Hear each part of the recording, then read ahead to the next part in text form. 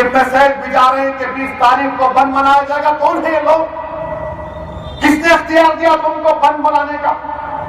कोई बंद नहीं मनाया जाएगा 20 अप्रैल के दिन। ये करने वाले भी लगता है नाथूराम गोडसे की जानशीन है। किस बुनियाद पर बंद मनाएंगे? कौन है ये लोग जाने।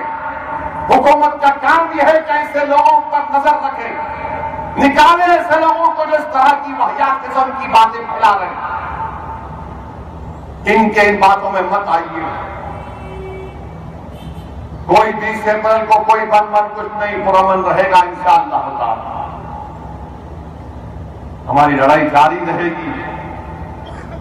कल इंशाअल्लाह ताला हम लोग तमाम जिम्मेदारान जो आज यहां पर तशरीफ फरमाए और आज जो नहीं भी आ सके, कल 4 बजे गवर्नर तेलंगाना और आंध्र प्रदेश से मिलकर इन तमाम बातों को उनके सामने रख रहे हैं और उनसे इस बात को कह रहे हैं कि हम आपसे मुतालबा करते हैं कि आप मरकजी हुकूमत से कहिए कि इस केस में या तो रीट्रायल हो या हुकूमत अपील करे।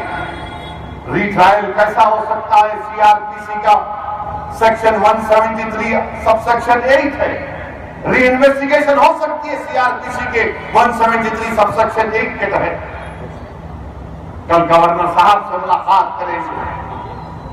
हमने हुकूमत से भी कहा, जिनकी चीफ मिनिस्टर और चीफ मिनिस्टर से भी कहा कि आप भी मरकजी हुकूमत से मुतालबा करो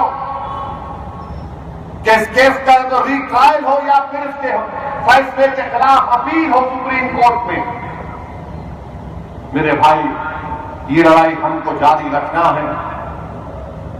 हमको डरने और घबराने की जरूरत नहीं है, ना हमको मायूस होना। लोग कहते हैं कि अदालत का फैसला है। हम मानते हैं भाई, हिंदुस्तान में किसी हद तक तो अदालत ही इंसाफ कर रही है।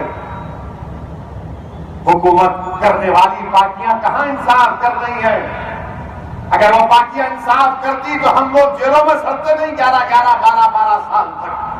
ये तो अदालत ही है जिसने इंसाफ किया, उन बच्चों को छोड़ा। हमको तो उम्मीद अदालत से है और उससे ज्यादा उम्मीद हमको अल्लाह रब्बुल आलमीन से है। अदालत इंसाफ कर रही है और करेगी, मगर अदालत के सामने जो केस जिस तरीके से पेश होगा उसी पर अदालत फैसला देती है।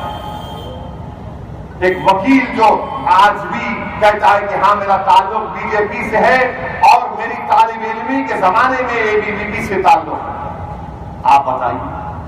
और अजीब गरीब बात है कि 5 दिन हो गए अब तक जजमेंट नहीं आया। मालूम हुआ कि जजमेंट